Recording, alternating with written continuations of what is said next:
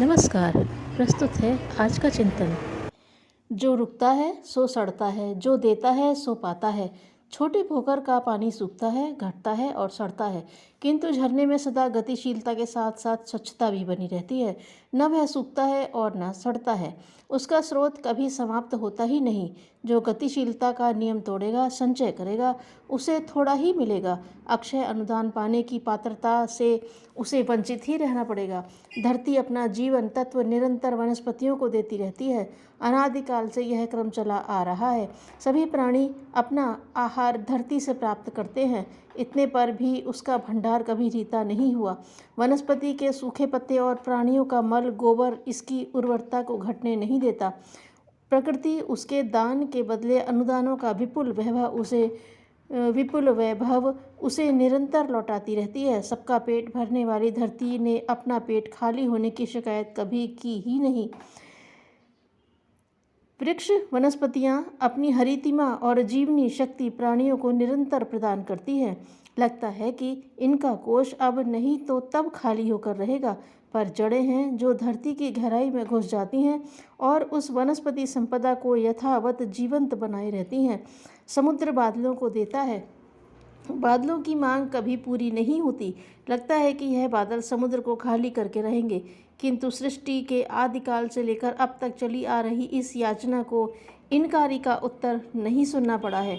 नदियों को समुद्र के घर पहुँच पहुँच कर उसका भंडार भरते रहने की कसम खाई है और पूरी तरह निभाई है।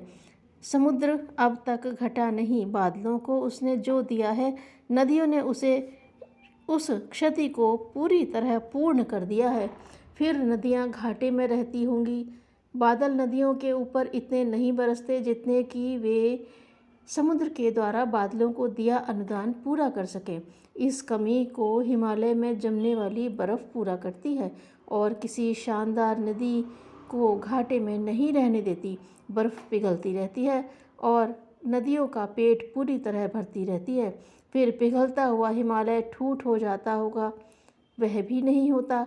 आसमान के खजाने में इतनी बर्फ़ भरी पड़ी है कि नदियों को दिए गए उसके अनुदान को पूरा कर सके।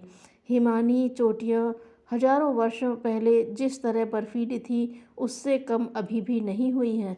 पतझड़ में पत्ते ज़मीन पर गिरते हैं ताकि भूमि को खाद मिलती रहे और उसकी उर्वरता घटने न पाए। पीले पत्ते गिरते देर नहीं लगती कि हरी कोपलें उगाती हैं और पेड़ पहले से भी अधिक हरा भरा हो जाता है। फलों का सिलसिला भी इसी प्रकार चलता है। खाने वाले उसने तोड़ने में कोताही नहीं करते, पर इससे कुछ बिगड़ता नहीं। साल में 2 बार हर टहनी पर नए फल आते हैं और दानी को घाटा नहीं उठाना पड़ता। इस तथ्य को अक्षरशः सही सिद्ध करते रहते हैं। ऊन वाली भेड़ की आदत भी यही है। वह बच्चों के लिए गर्म कपड़े बनाने के लिए नई ऊन उगाती है। काटने वाले उसे काटते रहते हैं, पर हर मौसम में नई ऊन आती रहती है। सारी जिंदगी वह यही करती रहती है, पर उसका शरीर कभी भी बिना ऊन के नहीं देखा गया। जो दिया था वह किस दिन वापस लौटेगा, इसकी तिथियां गिनने की ज़रूरत नहीं है। इस तथ्य पर विश्वास किया जा सकता है कि देने वाले का खजाना खाली नहीं होता। कल नहीं तो परसों इस हाथ का दिया हुआ उस हाथ में वापस लौट आता है। धन्यवाद।